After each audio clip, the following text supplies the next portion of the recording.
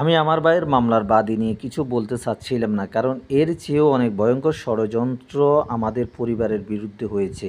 সেই বিষয়ে এখন অবধি আমি মুখ খুলিনি, শুধুমাত্র আমার ভাইয়ের জন্য। আমি মুখ খুললে সবার একটা প্রশ্ন সামনে আসবে যে আমার ভাইয়ের আশেপাশে যারা থাকে তার পরিবারকে নিয়ে এই ভয়ঙ্কর ষড়যন্ত্রে কিভাবে তারা লিপ্ত হতে পারে। কিন্তু ২ দিন ধরে সোশ্যাল মিডিয়ায় আমার ভাইয়ের মামলার বাদী হওয়া নিয়ে যে পরিমাণ নোংরামি হচ্ছে, বাধ্য হয়ে আজকে সম্পূর্ণ বিষয়টা পরিষ্কার করলাম। আমার ভাই যেদিন গুলিবিদ্ধ হলো, সেই সংবাদ শোনা মাত্র আমি ঢাকার উদ্দেশ্যে রওনা দেই এবং সরাসরি এবারকেয়ার হাসপাতালে চলে যাই। হাসপাতালে যাওয়ার পর থেকে ১ মিনিটের জন্যও আমি হাসপাতাল ছেড়ে বাসায় যাওয়া তো দূরের কথা, ওসমান হাদিকে ছেড়ে ১ মিনিটের জন্যও আমি নিচতলায় যাইনি।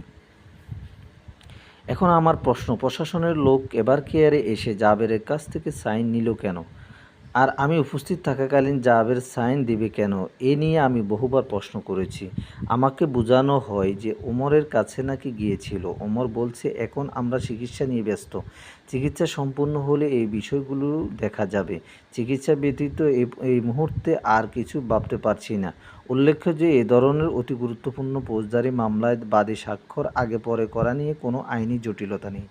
এমনকি বাদীপক্ষ থানায় মামলা না করলেও পুলিশ উক্ত ঘটনাকে কেন্দ্র করে সকল প্রকার আইনি কার্যক্রম চালাতে পারে। আমি জানতে চাই ওই মুহূর্তে ওমরের মানসিক অবস্থা যে কী সেটা সবারই অনুভব করার কথা। ওসমান হাদির রক্তে ওমর রক্তাক্ত ছিল, কারণ একই রিকশায় ২ ভাই। বুলেট যদি আর একটা বের হতো, ওমরের অবস্থাও সেখানে ওসমান হাদির মতো হয়ে যেত। ওমরের গায়ে, পোশাকে, এমনকি ওর হাতে যে ঘড়িটা ছিল সেটিতেও ওসমান হাদির রক্তের দাগ শুকিয়েছিল। ওসমান হাদিকে যেদিন সিঙ্গাপুর নেবে সেই দিন সকালে ওমর এবারকেয়ারে বসে গোসল করে এবং ঘড়িতে যে রক্তের দাগ ছিল তা পরিষ্কার করে। মামলার বাদীর ব্যাপারে কার কাছে বলছে, কে বলছে যে আমরা নিরাপত্তার জন্য বাদী হতে চাই না, এটা পরিষ্কার করতে হবে। জাবের যদি আমার নলছিটির ছেলে না হতো তা কোনো প্রশ্ন ছিল না, কারণ ওসমান হাদির সাথে যারা দীর্ঘদিন চলাফেরা করছে এমন কোনো লোক নেই যারা জানে না ওসমান হাদির জীবনে তার ছোট আফু কতটা জড়িয়ে, এবং তার ছোট আফু ওসমান হাদির জন্য জীবন দিতেও ১ সেকেন্ডও চিন্তা করে না। সেই ছোট আফুর কাছে না এসে কার অনুমতি নিয়ে জাবের মামলার বাদী হলো, এটা পরিষ্কার করতে হবে। আর একটা প্রসঙ্গ খুব পরিষ্কার করা দরকার, ওমরের হাতে যে ঘড়িটি ছিল ওটা আরও ৫ বছর আগের কেনা, যার মূল্য তখন ছিল ১৭,০০০ টাকা। ২০১৬ সালে সে যে ব্লেজার পরতো তার মূল্য ছিল ৩০,০০০ টাকা। ১৬ সালে যে মোবাইলটা ব্যবহার করতো তখন ওটার মূল্য ছিল ৭০,০০০ টাকা। শুধু এই ৩টা জিনিসের হিসাব দিতে বাধ্য হলাম। এই জন্য যে না বুঝে কেউ নোংরামি করার চেষ্টা করবেন না। এখন আসি চিকিৎসার ব্যাপারে কিছু বলি। আমার ভাই যখন এবারকেয়ারে, তখন অনেকেই আমার ভাইয়ের চিকিৎসার দায়িত্ব নিতে চেয়েছিলেন। আমরা পারিবারিকভাবে কাউকে সম্মতি জানাইনি। ওসমান হাদিকে দেশের বাইরে নেওয়ার জন্য সর্বপ্রথম ওমর ফারুক ব্যক্তিগতভাবে উদ্যোগ নেয় এবং ওসমান হাদির সকল মেডিকেলের ডকুমেন্টস প্রথমে সিঙ্গাপুর পাঠায়।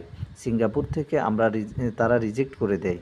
এরপর ওমর ফারুক থাইল্যান্ডে মেডিকেলের ডকুমেন্টস পাঠালে তারা গ্রহণ করে।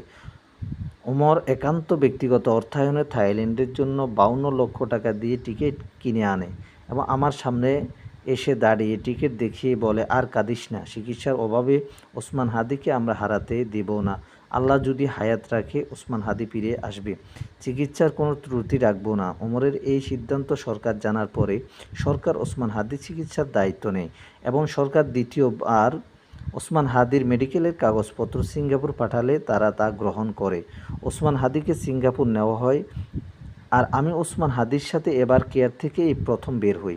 আমি এগুলো কিছুই কাউকে জানাতে চাইনি, কারণ আমার জন্য ওসমান হাদিকে হারিয়ে বেঁচে থাকা কত কঠিন হয়ে যাচ্ছে সেটা আল্লাহ ছাড়া দুনিয়ার বুকে কারো বোঝা সহজ নয়। কিন্তু বাধ্য হলাম এই জন্য যে একজন বিপ্লবীকে সম্মান করতে হলে তার পরিবারকে নিয়ে কিভাবে এত মিথ্যাচার করা যায়। সম্মান করতে না পারেন কিন্তু কিছু না জেনে অসম্মান করার অধিকার কোথায় পেলেন?